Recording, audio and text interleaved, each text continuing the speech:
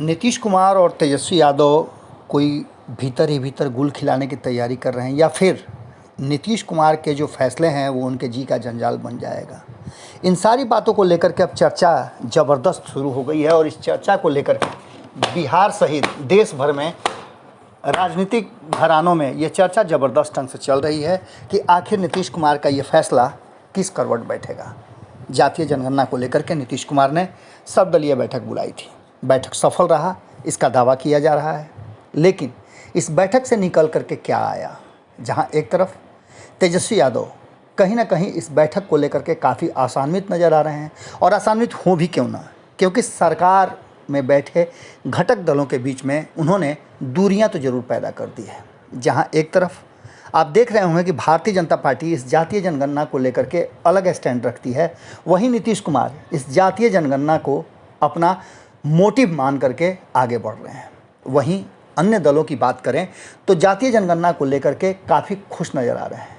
Janata Dal United की बात करें तो उन्हें ऐसा लग रहा है कि विपक्ष का साथ लेकर के नीतीश कुमार ने भारतीय जनता पार्टी को बड़ी पटकनी दे दी है, सीधा रिंग में चित कर दिया है। लेकिन भारतीय जनता पार्टी केंद्र में है और केंद्र में वो जातीय जनगणना कराने के लिए तैयार नहीं है। इसको लेकर के कई बातें आ गई हैं और कई लाख जातियों की बात हो रही है जिसको कराना संभव नहीं है। वहीं जीतन राम मांझी जातीय जनगणना तो कराना चाहते हैं, लेकिन इस जातीय जनगणना में उन्होंने अपनी कुछ शर्तें रख दी हैं। हालांकि शर्तों के हिसाब से देखा जाए तो नीतीश कुमार को इस बात का गुमान है कि जातीय जनगणना होने के बाद, और ये सारा सब कुछ कहीं ना कहीं वोट बैंक की राजनीति है। इससे आप समझ लीजिएगा सीधी तौर पे कि इतनी सारी योजनाएं बनी, कौन ऐसी योजना है जो नहीं आपके लिए बनी है, लेकिन उसका लाभ कितना आपको मिलता है। आपने देखा होगा कि अलग अलग खेमे में बांट करके समाज को सुविधा देने की तैयारी की गई है, उसके लिए कानून भी बने हैं, लेकिन वो कानून आपको कितना मदद करते हैं यह आप बेहतर जानते हैं। अब जातीय जनगणना का फंडा सामने रख करके कहीं ना कहीं नीतीश कुमार और तेजस्वी यादव अपनी अपनी रोटी सेकने में लगे हुए हैं। ये बात पता है तेजस्वी यादव को कि यादवों की संख्या सबसे बड़ी है और ओबीसी की जब बात होती है तो यादव भारी पड़ते हैं। इसके साथ ही नीतीश कुमार को इस बात का एहसास है कि नीतीश कुमार लौकुश समीकरण को जो लेकर के चल रहे हैं वो अगर एकजुट हो गया और उसके आंकड़े पता चल गए तो वोट बैंक पर उनकी पकड़ मजबूत हो जाएगी। वहीं दूसरी तरफ सबको पता है कि इस जातीय जनगणना के पीछे की जो राजनीति है, जो रणनीति है, वो कहीं ना कहीं पूरी तरह से वोट बैंक पर आधारित है और इस बात से इनकार भी नहीं किया जा सकता है। भारतीय जनता पार्टी को पता है कि कहीं उसके वोट बैंक में राष्ट्रवाद और जो हिंदुत्व वाला एजेंडा है उसमें सेंधमारी न हो जाए, जिससे कि भारतीय जनता पार्टी को घाटा होगा।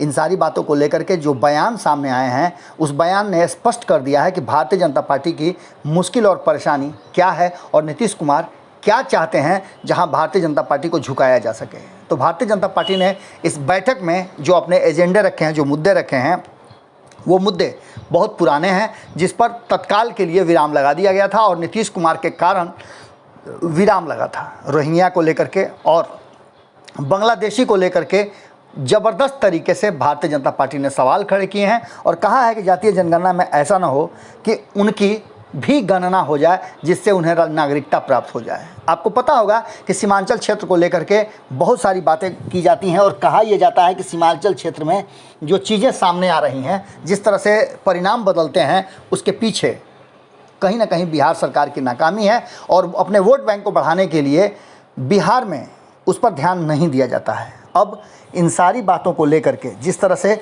संजय जायसवाल ने सवाल खड़े किए हैं, और संजय जायसवाल को ही क्यों कहें, अश्विनी चौबे को आपने सुना होगा, वो भी कार्यकारिणी की बैठक में आए हुए थे, उन्होंने भी अपने सवाल दागे हैं और गिरिराज सिंह ने तो पूरी तरह से इन सवालों को दरकिनार करते हुए स्पष्ट कई बार कह चुके हैं और लगातार वो कहते हैं कि जातीय जनगणना नहीं, जनसंख्या नियंत्रण पर सबसे ज़्यादा काम करने की ज़रूरत है। और कहीं ना कहीं इस पूरे मामले में आज भी भले ही नीतीश कुमार ने ये फैसला कर लिया हो कि जातीय जनगणना होगा, तेजस्वी यादव इसके फ़ायदे अपने पक्ष में होता देख करके इस पर खुशी जाहिर कर रहे हैं और वहीं नीतीश कुमार को लग रहा है कि विपक्ष के साथ मिलने से भारतीय जनता पार्टी पर दबाव बना देंगे।